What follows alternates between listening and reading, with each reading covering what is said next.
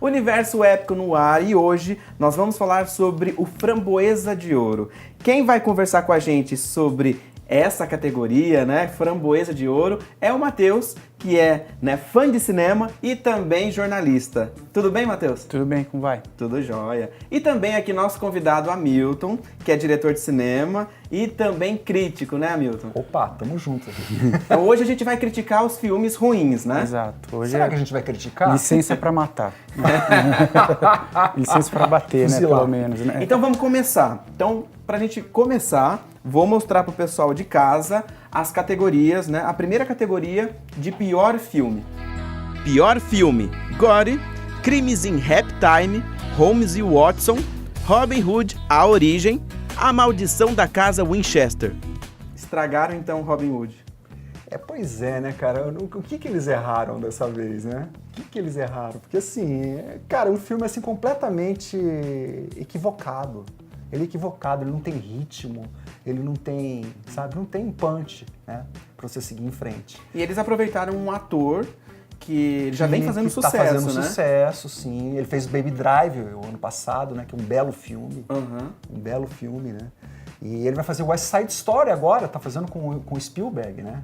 Uma refilmagem. Como que consegue estragar uma história? Robin Hood é um clássico, as pessoas gostam da história, né? Então, mas tem aquela questão, falando como diretor, tá? Um filme, na verdade, nasce 3 vezes, né? Quando você põe ele no papel, ele é sonho, ele tá no papel. Depois você filma, depois você edita. Se uma dessas 3 fases já aconteceu alguma coisinha que não rolou legal, né? Aí descamba pra caramba. Assim, eu vou dizer uma coisa pra vocês, eu tô sentindo falta aí do Solo, que é aquele filme do Star Wars que fizeram ano passado, que assim é péssimo. É um filme péssimo, é totalmente perdido, assim, você vê, né? Só falta mostrar a espuma que tem atrás nos bastidores, assim, os caras estão completamente perdidos em o que fazer, em que ritmo colocar no filme. Então acho que tem muito disso também. Né? Você fala assim, o cara fez um filme ruim porque, né, desde o começo era ruim. Não, de repente no papel era uma outra coisa. Né? Só que aí na hora de passar isso do papel, tem muita coisa envolvida. Tem questão de gosto também? De repente, o filme é ruim pra um, é bom pra outro. Não, acho que tem questão de filme ruim também. Assim, eu acho que tem, assim, mesmo que você não goste, você reconhece que teve um trabalho. Ele é como, mais ou menos, ele é um texto, né? Você sabe quando a vírgula está no lugar errado, quando o texto grita demais, quando tem muito ponto de exclamação, você sabe que é um texto, a gente fala na era de fake news, né? Uhum. Tem uma coisa também que é estética, né? Assim, a gente vive uma crise também que ela é sobretudo de estética, né? De como as coisas se apresentam, como as coisas vêm gritando, falando alto. O filme, muitas vezes, ele usa esses pontos de exclamação, assim, é uma coisa meio, enfim, que berra demais. E tem a coisa do tempo também, assim, às vezes aquele filme, por exemplo, Robin Hood. Por que a gente vai falar sobre Hollywood no mundo de 2018? Quais são as grandes questões do mundo de 2018-19? Questão dos refugiados, questão do avanço de um discurso populista na Europa. Você tem uma série de questões ali que, de repente, você resgatar uma história, ele não vai falar com aquela geração mais. Pode ser um problema de forma mesmo, mas pode ser a coisa do momento, né? Às vezes o diretor ele não entendeu o espírito do próprio tempo. Uhum. E que algumas coisas fazem sentido. A gente falava sobre Star Wars, né? Como numa época em que você tinha corrida espacial, que você tinha uma série de angústias naquela sociedade na época, e que o filme ele rebate um pouco isso, assim, ele bate naquilo que... a gente percebe muito isso quando a gente escreve, né? Às vezes você escreve um texto de uma maneira despretensiosa, mas que bate, ou às vezes não, às vezes aquele tema passou, né? E hoje com informação em rede, essas coisas mudam de uma forma muito rápida. Quando Vira a gente fútil. Vira fútil. Fala, nossa, que fútil isso. E quando a gente fala, principalmente em remakes, né? A gente pode ver na lista, sempre tem um remake, assim, tem a coisa da iconoclastia, né? Pô, por que não deixou o clássico paradinho ali no tempo? De repente as coisas voltam naturalmente. De repente tem muita... A gente força demais a mão em voltar numa fórmula que já deu certo em outro tempo, mas que naquele momento já não batia mais. E tem a coisa também que muitas vezes pode ser mal filmado, né? Como você falou de Robin Hood e tudo mais. Então tem tudo isso e tem a questão também que eu não sei porque o Nasce Uma Estrela não está nessa lista ali, a gente vai falar sobre isso e polêmica. E E tá em outra polêmica. lista, né? Numa E lista tá numa superior. lista, numa não, lista sob os meus superior. protestos também. Vamos fazer o seguinte, então. Vamos ver. O pessoal de casa vai acompanhar agora, né? Os piores atores e atrizes. Pior ator: Johnny Depp por Gnomeu e Julieta, O Mistério do Jardim. Will Ferrell por Holmes e Watson. John Travolta em Gore. Donald Trump como ele mesmo em Death of a Nation e Fahrenheit 11 de setembro. Bruce Willis em Desejo de Matar. Pior atriz: Jennifer Garner por Peppermint. Amber Heard por London Fields, Melissa McCarthy por Crimes em Halftime e Alma da Festa, Helen Mirren, A Maldição da Casa Winchester e Amanda Seyfried por The Clapper. E aí, quem leva de pior atriz? Tá muito O duro é o concorrido. seguinte, né? Porque assim, eu, por exemplo, não vi a maioria desses filmes, aí, né? Porque assim, eu sou muito seletivo, então eu já percebo o cheiro de que vai ser ruim. Eu tenho um amigo que quando você sugere algum texto ruim pra ele, pô, você viu aquela coluna, que porcaria? Ele fala assim, cara, eu não li Hemingway ainda, eu não vou ler isso. Eu tenho uma fila até chegar. Primeiro eu vou onde tem qualidade, depois... mas eu vou apostar nela em Mirren, porque assim, pro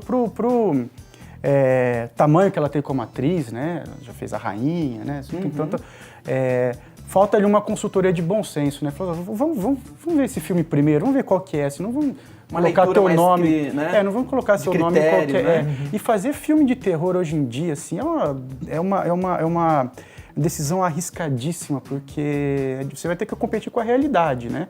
Você acorda, hoje vai ler a notícia, você toma sustos ali, você entendeu? Uma coisa... Então, para você criar na ficção algum tipo de despertar um temor que já não compete mais com a realidade, tem que ser um terror assim. Eu acho que o Brasil, no ano passado, a gente viu um filme interessante, um filme slasher, que é O Homem Cordial. O Animal Cordial. Animal Cordial. Da Gabriela Almeida. Filmaço, assim, mas um terror, assim, de você fica com medo. Você vê pescoço, sangue espirrando do pescoço, mas, assim, com uma estética de uma pulsão de morte, de destruição, assim, muito bem feita, assim, com um diálogo com o noticiário, com a psicanálise, com a nossa... na forma como a gente trancafia os nossos medos ali e a gente dá vazão para isso. Filmaço, bem brasileiro, assim, né? E bem brasileiro, assim. É um Grande filme que, filme. assim, é uma pena que...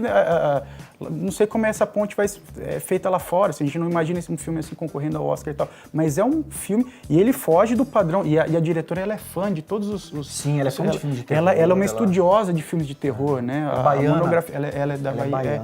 Baiana. A monografia dela era sobre filmes de terror, Carrie é Estranha, ela fala... Então, isso é um filme de terror, assim, e brasileiro, e assim, com atores brasileiros, assim, de primeira. Ela tem um filme, um curta-metragem que chama A Mão que Afaga, você assistiu? Genial. Nossa senhora, é genial. uma obra-prima. É uma genial. obra-prima. É um nome para se acompanhar. Assim, tá certo que a ideia era falar sobre os filmes ruins, mas assim, olha só quanto desperdício de tempo e recurso em um filme que para repetir fórmula, sendo que a gente tem aqui coisas interessantíssimas acontecendo, assim, e que não tem chance de chegar no grande Eu acho que público. uma coisa interessante a se comentar aí é o seguinte, a gente fez um programa falando do Oscar e a gente falou de Melissa McCarthy concorrendo a melhor atriz. E aí a gente fala agora dos piores filmes, a gente tem Melissa McCarthy no mesmo ano concorrendo a pior atriz. Ela não tava num bom dia, então. Ou faltou a consultoria de bom senso. Olha os extremos, né? Você tem os extremos, né? De repente. O que me fez lembrar na época do que o Ridley Scott ganhou o Oscar por Gladiador, foi o mesmo ano que ele fez o Hannibal, que foi considerado o pior filme do ano. Então ele fez o melhor filme do ano e o pior filme do ano. Assim, é porque tem aquela coisa, tem uma distância também entre expectativa e realidade, né? Assim, quando você tem uma expectativa muito grande e você não entrega, aí você tem um déficit, né? Agora, lembrando o Barão de Tararé, né? Às vezes de onde você menos espera, é dali que não sai nada mesmo. Então, eu acho que nesse caso já é um descolamento entre expectativa e realidade. Acontece muito. De novo? Aí já é cansaço mesmo, né? Assim, quanto tempo? Todo ano o Johnny Depp tá em alguma... Aí eu já acho que é trollagem, entendeu? Você quer provocar, o cara ainda tem uns fãs e tal. Mas acho que há muito tempo a gente não tem algum filme também dele, assim, que a gente possa falar que que ele tá bem... Sei lá, ele pega... Tem uns atores que eles pegam um personagem... O último dele, o mais recente, Animais Fantásticos, né? Mas assim, você vai mas sempre também é um olhar pra ele vilão, caricato, né? como Piratas do Caribe. Você sempre vai olhar, sabe, assim, é igual... Ele acertou ali, depois virou... O Jim Carrey também virou, toda vez que ele vai rir, parece que ele vai virar o Máscara, assim. Tem umas pessoas que, às vezes, elas são punidas pelo próprio personagem, né? Assim, acho que tipo o Trump, que também tá indicado como pior ator, como ele mesmo. Então, o Trump, eu achei que eu nunca ia dar um voto nele, mas eu vou votar dessa vez, assim. Ele é o meu favorito. É verdade, o Trump, eu acho que o Trump merecia, porque né? eu Ele acho merece assim, o prêmio. Mais que Bruce Willis? Não, o Trump merece, cara. O Trump o Bruce Willis ainda tem realidade e fantasia, as duas coisas ao mesmo tempo, né? Ele é ruim na realidade, ele é ruim na fantasia, quer dizer, o cara é ruim mesmo. Como ele se posiciona, como ele fala, como ele é travado, assim, aquela coisa. A gente tá falando de estética, né? A estética, você vê que é uma coisa travada, dura, assim, jogo de cintura, assim. Você imagina que numa reunião aquilo não vai dar certo, né? Não vai funcionar aquela falta de cintura, assim. Então, eu acho que ele é muito... Ele deu um retrato um pouco... É inaceitável, cara. Ele é inaceitável. Não encontrou a dimensão dele ainda, não é essa. Não é essa. Não é. É um retrato alaranjado da sociedade hoje, assim, né? Com o cabelo pintado, com a vaidade na lua, assim, né? Vamos assim, pôr ele nos Simpsons. Exatamente. Ele precisa ir pros Simpsons. Exatamente. Vamos fazer o seguinte? Olha só, a gente tem outras categorias aqui, a gente vai para um rápido intervalo e no próximo bloco a gente ainda continua falando sobre o Framboesa de Ouro.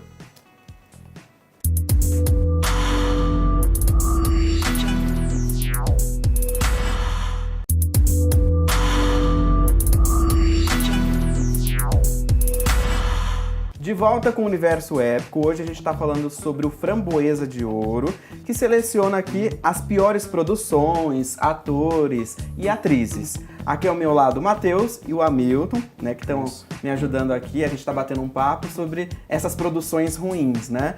E agora, o pessoal de casa vai ver aí então pior ator coadjuvante e pior atriz coadjuvante.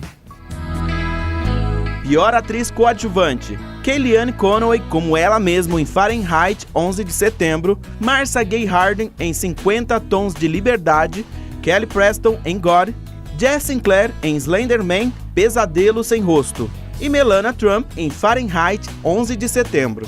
Pior ator coadjuvante: Jamie Foxx em Robin Hood, A Origem, Ludacris em Show Dogs, Joel McHale em Crimson Halftime, John Reilly em Holmes Watson e Just Smith em Jurassic World Fallen Kingdom.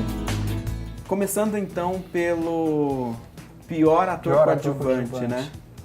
Curioso a gente ter Jamie Foxx Pois nessa, eu pensei nessa a mesma corrida, coisa, né? O Jamie Foxx, ele é um ator que ganhou o Oscar, né? E pelo Ray Charles, né? Fazendo o papel do Ray Charles. E aí você vê, né, como tem essa questão do risco, né? Do ator na hora de escolher o papel, né? Eu acho que assim, ter Jamie Foxx aí é uma coisa assim curiosa, né? Agora, também é aquele negócio, né? Eu não vi esses filmes, então, assim, para falar a respeito, eu ficaria no Jamie Foxx por escolher o mal. Escolher o mal, de repente, aí, né? As atrizes, então, assim, pelo que eu vi aí, assim, tem pessoas da vida real, né?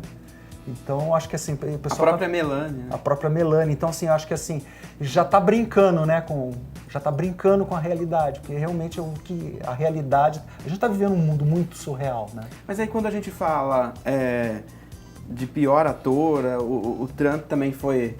tá lá nessa lista, e a esposa na lista de coadjuvante. Se foi feito ali um documentário, um trabalho que até ali a pessoa estava atuando ao invés de viver, né? Porque você está fazendo ali um documentário e a pessoa nem isso não conseguiu expressar a verdade. A Melanie, na vida, você vê que ela não se enquadra, né? Ela não se enquadra, ela é uma pessoa que, assim, o Trump anda lá na frente, ela anda atrás, né? Quer dizer, eles não são um casal. Eles deveriam ser um casal, né? E eu acho que é meio que por isso, né? Não se encaixa. Falta a verdade. Uma coisa que falta. Tudo é uma narrativa, né? A forma como você se apresenta na vida real também tem uma construção também de verdades que você vai apresentar, né? Tem um levantamento de quantas mentiras o Trump conta por dia no Twitter, né? Uma coisa absurda, uma produção em escala industrial. Então, essa coisa da ficção e da realidade, às vezes elas se confundem. Ele faz alguns anúncios e, de repente, ele é desmentido pelos assessores, enfim. É uma coisa meio... como se fosse um país de, sei lá, né, sem nenhuma pretensão no cenário internacional, enfim. Então, essa coisa meio... por isso que eu falo dos filmes de terror, né? Como não tem mais tanto apelo, a não ser que você tenha alguma coisa realmente muito nova para contar, fantasma e monstrinho não assustam mais ninguém, não. Assim, o medo é laranja, né? Real, né? Essa figura real também que se encaixa nessa construção, né, de discurso, de uma plataforma. Você vai na rede social, você é o personagem que você quer. Você é um cão de guarda nas redes sociais. Fazendo uma ponte com o que você está falando, no entanto que no ano passado ele ganhou como melhor filme, né? Get Out. Get Out é um bom filme de terror. Que é um terror, mas Jordan é um terror Peele, que né? ali a gente coloca uma situação real, do preconceito, Exatamente. do racismo. Ele conseguiu fazer um filme de terror com situações cotidianas, né? De expressões que ele ouve num jantar em família. Não tem coisa mais assustadora que um almoço em família. É assim também. Hereditário, assim, também é um drama familiar, na verdade. É um baita de um drama familiar, né? Mas você vê aquilo, você fala, caramba, olha isso, né, meu? É tão dramático, é tão, né, trágico, que é horrível. Mas aí a gente já tá fugindo do foco, que é falar do que não presta. Do que não presta. Então, mas é isso, assim, acho que pensar em atores também estranho o Jamie Foxx, aí eu vou nessa linha da diferença entre expectativa e realidade. Então, se não entregou, do Jamie Foxx, você sempre espera que ele vai ser, no mínimo, o Ray de novo, né? E se, de repente, ele não entregou isso, é porque, né, tem um lapso ali entre o que se esperava dele e não. E a Melanie Trump, acho que vale pela... Enfim, pra gente entrar nesse campo ficção e realidade, né? Que assim, ela de alguém e que o marido ganhem pra, né? E coerência, né? Deem as mãos e vão na própria... E agora tem a menção aí ao Jurassic World, né? Assim, como se todo mundo estivesse discutindo dinossauros hoje, né? Você vê como tem um descasamento entre a pauta, né? O espírito do tempo, que passou, né? Era uma coisa tão anos 90, né? Falar em dinossauros. Que foi legal para trazer uma tecnologia, né, surreal para a época, que não tinha no cinema. E naquele momento, né? É igual o Tubarão, mais de 20 né? anos atrás. Agora tem o remake do Tubarão também, né? Assim, eu acho que na época, né? Final dos anos 70, começo dos 80, aquilo ainda chocava, né? Você tinha Hoje em dia você já tem outras tecnologias, né? Outras monstrualizadas. Naquela ocasião, nos anos 70, era aquela coisa assim, os Estados Unidos, escândalo de Watergate, tudo, né? Eram coisas assim que pareciam assim, monstros que saíam de uma superfície, de repente saltavam, né? Como se fosse uma alegoria, né? E o tubarão, de repente, sai da água, né? Aquela coisa, né? Então, acho que tinha muito disso, né? Naquele momento. Já que vocês estão falando de tubarão, agora essa categoria vai ser polêmica, né? Então, pessoal, a pior sequência, né? Remake ou cópia, olha aí. Pior remake, sequência ou cópia: Death of Nation, remake de Hiller's America, Desejo de Matar, Holmes e Watson, Mega Tubarão, cópia de Tubarão e Robin Hood, A Origem. Agora sim, vamos falar do Tubarão, né? Eu vou falar uma coisa, ó, pessoal, tá? A minha guilty pleasure. Eu gosto de filme de bicho, desses monstros e tal. Porque assim, eu dou muita risada. Eu assisti assim, o filme. Não, eu assisti. Esse é um dos que eu assisti inteiro. Eu dormi. Inteiro. Assim, no final é over demais. Assim, até a metade eu tava me divertindo muito. Depois começou a perder a graça. Né?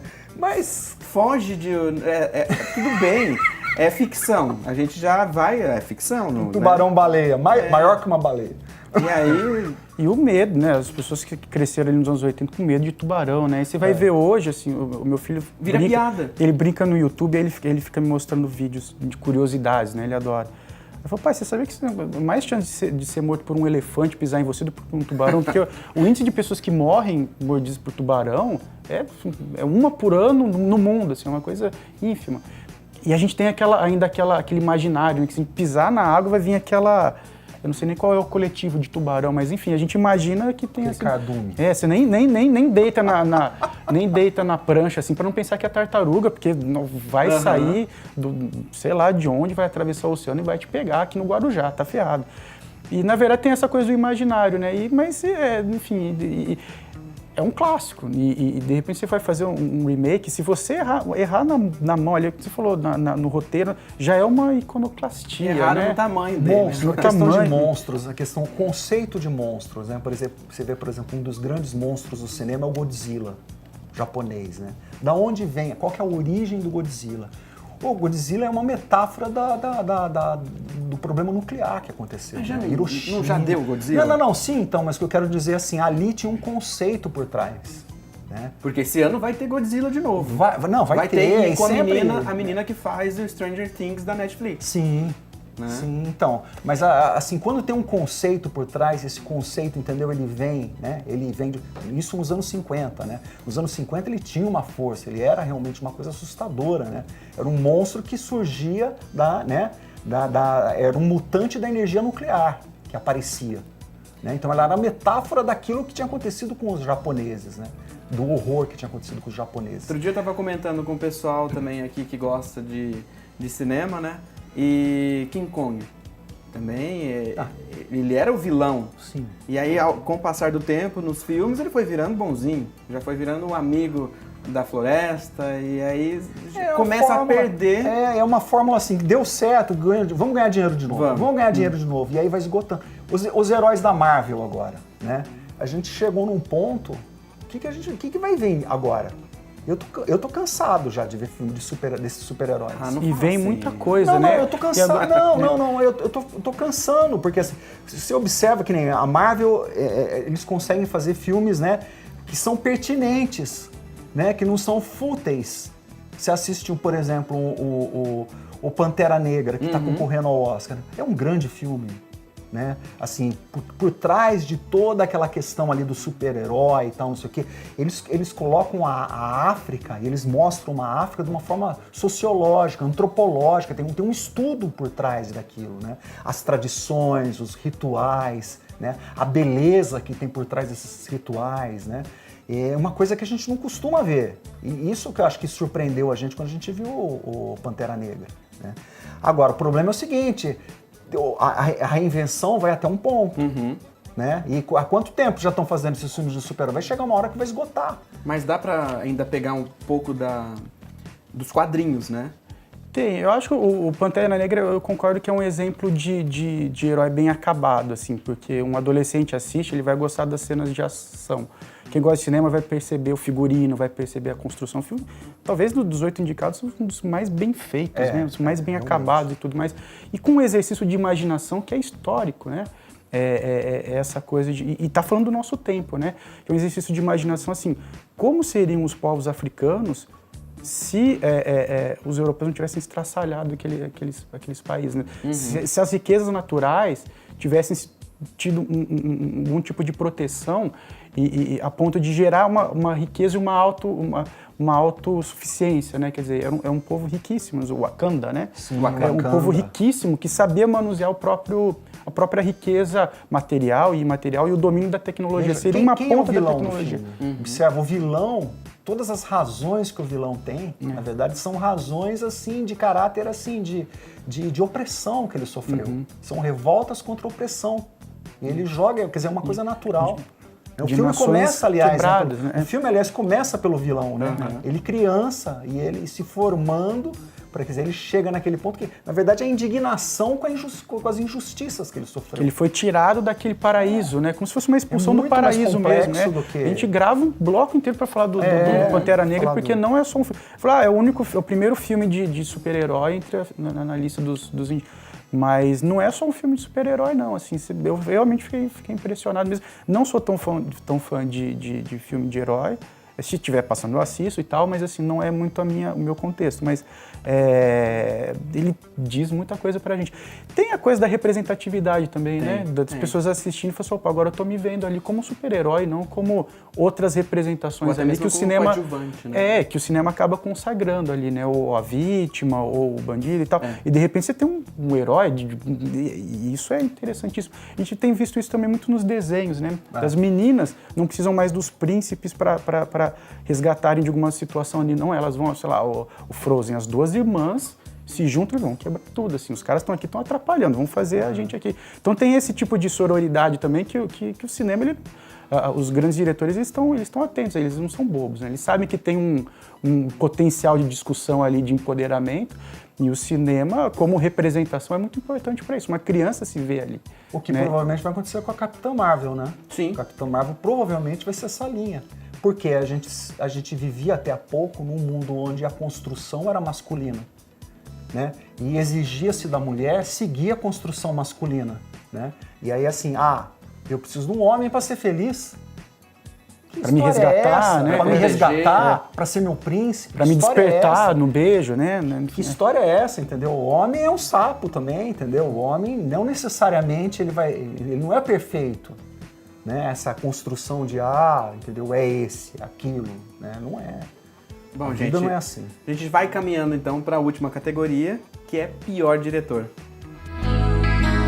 Pior diretor: Ethan Coen em Holmes e Watson, Kevin Connolly em God, James Foley em 50 Tons de Liberdade, Brian Hanson em Crimes em Halftime e os irmãos Michael e Peter por A Maldição da Casa Winchester. De todos esses diretores, né, e de tudo que a gente falou aqui, pior ator, pior sequência, coadjuvante, qual é, Milton, já que você é diretor, né, qual é a parcela de culpa do diretor nessas produções?